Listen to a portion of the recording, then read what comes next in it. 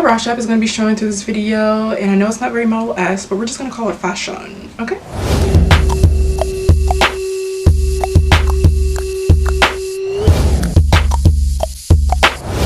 Hola mis, ¿qué tal? So this video was actually requested by one of my subscribers. I do a lot of videos based on requests, so if you have any video ideas that you want me to consider doing, just leave them in the comments below. I don't want to say I've had a serious modeling career. I have done some professional modeling, but nothing that has really sustained me financially, at least not yet. I would love to eventually work my way towards that in a sense, but at the moment I am focused on my many other talents and ventures that I want to accomplish in life, and hopefully using those as a springboard to get me back into my modeling career. So when I was younger, I want to say 6th, 7th, 8th grade, in early high school, I would always get, oh, you look like a model, do you model, you should model, and it was nothing I ever really thought about. I had always loved fashion, especially since 4th grade. When I got to high school, one of my mom's coworkers gave my mom this information about a modeling agency, and she told my mom, like, this may be something you guys want to consider because your daughter looks like a model. So my mom asked me did I want to do it because I was really into fashion and stuff like that, and I was like, sure, what the heck, it'd be something interesting to try. And when I went to the agency,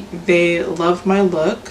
At the time I was 5'7", and I can't remember how much I weighed, but my measurements were pretty good in terms of commercial print, and with them I got a lot of auditions and go-sees. But I think when you're first starting off as a model and you're not really a big name, for the most part, and even with acting, it's like every about 10 auditions you go to, you book a job. Every 10 auditions or so, I would book something, which was pretty cool. And when I was first booking things, because I had no experience, it was like I wasn't getting paid, it was just being put on my resume and comp card.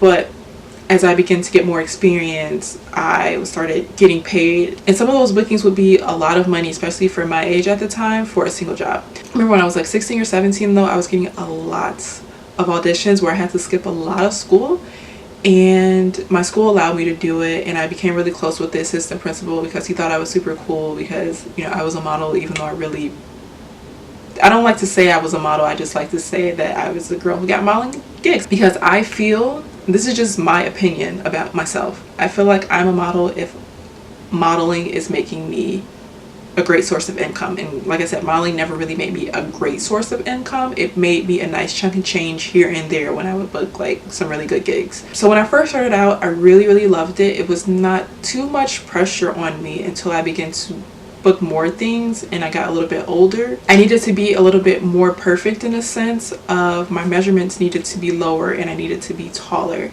And I had an editorial face too that they could work with, but because of my height and because of my weight, it was like I was only limited to commercial work. I began to notice that I wasn't getting as many bookings as I used to, and I went to a modeling competition called IMTA that was in LA, and I did pretty well there. And actually an agency from Chicago really wanted to sign me. I don't want to say their name, but they're a really big agency. And when I got back to Chicago, they measured me again and they said that I was too big for my height, and I think by this time I had grew to 5'8". They gave me 2 months to try to lose the weight. I did all that I could to lose the weight. I was somewhat starving myself. It was like I couldn't lose anything. My body was just, for the most part, at its predetermined weight. And when I went back to the agency, they were just like, hey, we can't sign you. If you ever lose this weight though, you can give us a call. I was trying to make myself into what these agencies and what these companies wanted me to be, but it was kind of like Mission Impossible. So that was pretty devastating to me because I felt like after that,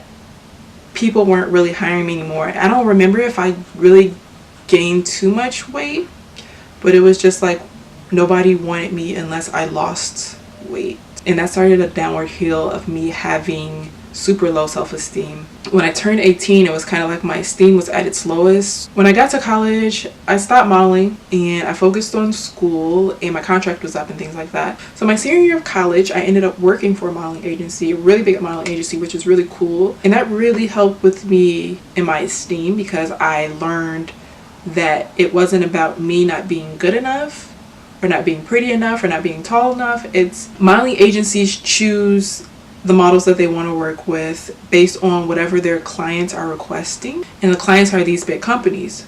So big companies look at models more as simply a marketing tool. They don't look at us as people. So for example, If a company has a certain clientele that they're trying to reach, they want to use models that look similar to their clientele, but in a model form, meaning that they're a certain height and weight and have a certain standard of beauty. These companies, when they're doing their marketing strategies and things like that, they already know, all right, we want a 5'9", blonde hair, blue-eyed girl with measurements 36, 24, 34.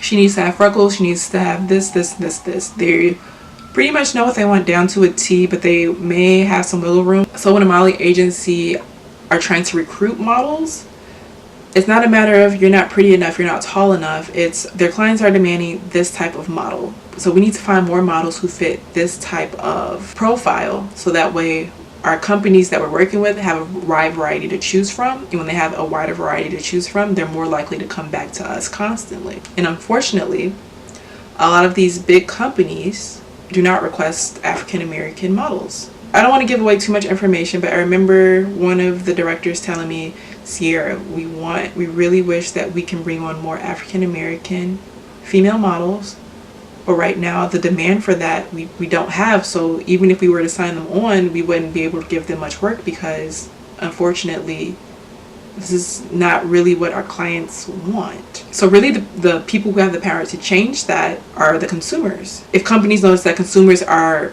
purchasing more from African American faces and models, then they're going to begin to change their marketing strategy and requesting, hey, I want the African American girl with this set of profiles. So that way, okay, modeling agencies are on alert, let's go out and look for more of what this client wants. So once I realized this, it really helped me with my esteem and beginning to get over myself and not feeling perfect, because I realized it wasn't me that they were rejecting.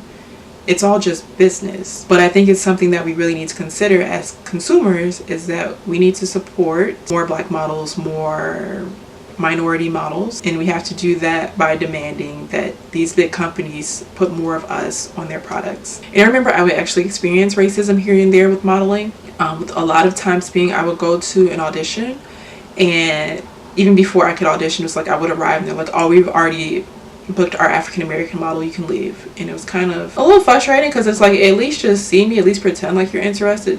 After I finished working in the agency and I started working on my esteem, I would say I do a little bit of modeling here and there. I've done some pretty cool things, like I walked in Paris Fashion Week not too long ago. I've been on the cover of a Parisian magazine.